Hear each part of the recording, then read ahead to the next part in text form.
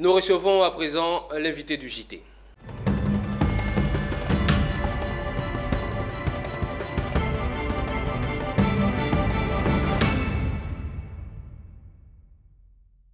La Journée internationale de la sécurité sanitaire des aliments est célébrée le 7 juin de chaque année. Sous nos tropiques, précisément en Côte d'Ivoire, la célébration se déroulera sous forme de campagne orientée vers une action de sensibilisation et de promotion des bonnes pratiques d'hygiène. Une campagne dénommée la Caravane Food Safety. Quelles sont les grandes articulations de cette activité spéciale dans la ville d'Abidjan, conduite par Ingénierie Conseil Audit Formation? Pour en parler, je reçois sur ce plateau Raïssa Dibi, directrice générale adjointe de ICAF. Bienvenue, madame. Merci, M. Assimi. Que devrions-nous savoir à propos de la Journée internationale de la sécurité sanitaire des aliments? Ce que nous devons savoir, c'est que c'est une journée qui a été instituée par l'Organisation des Nations Unies depuis décembre 2018.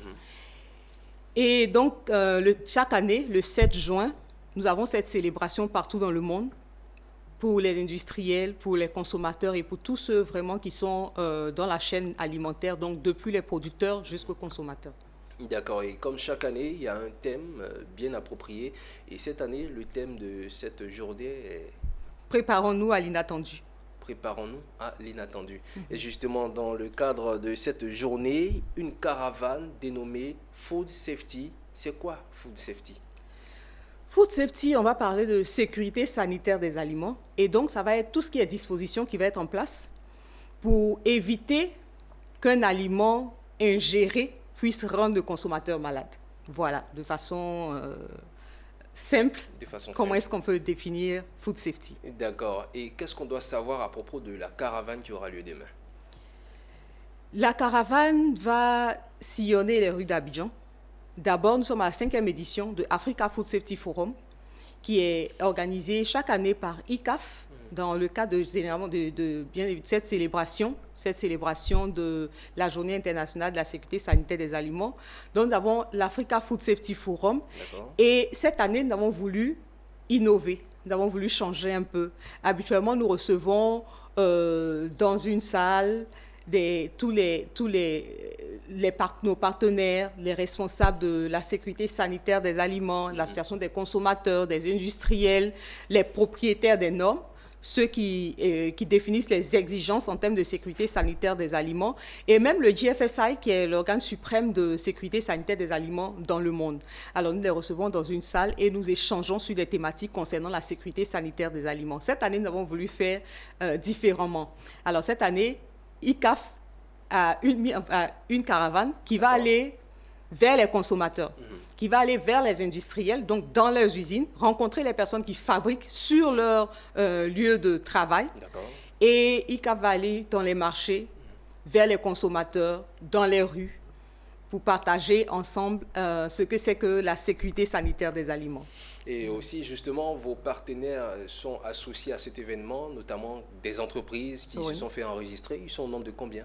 Nous avons retenu 5 entreprises pour demain pour la caravane, parce que la caravane, c'est de 9h à 16h et nous ne pourrons pas passer dans toutes les entreprises.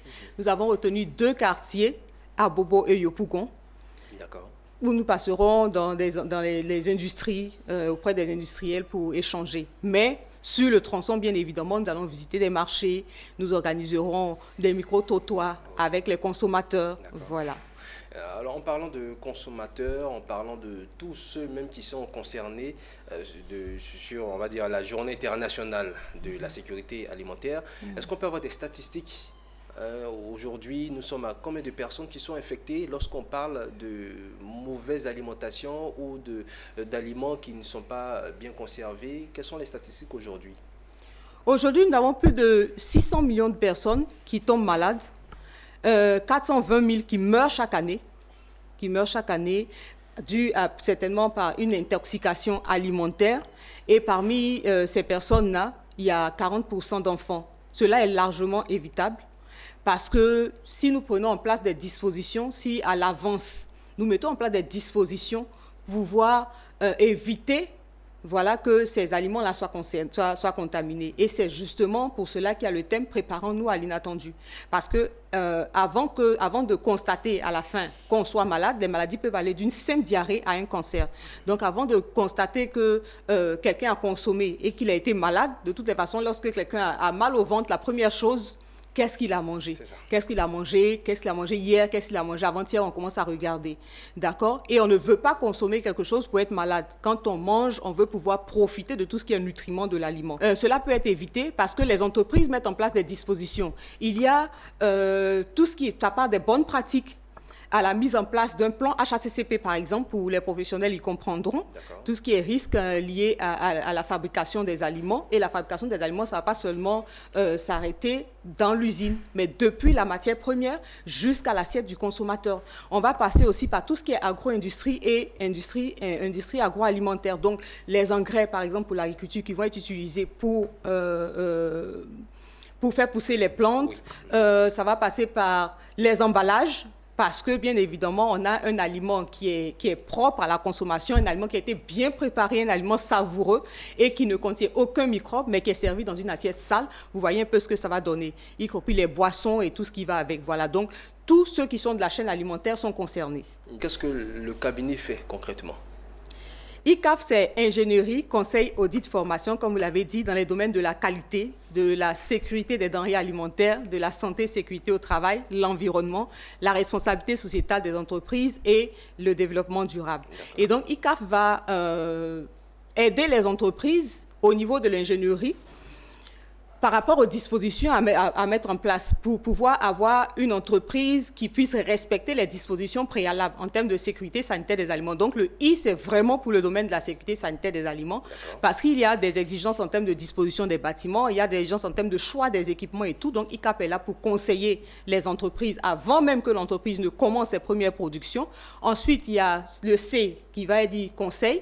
Donc, ICAF accompagne les entreprises qui veulent mettre en place une démarche.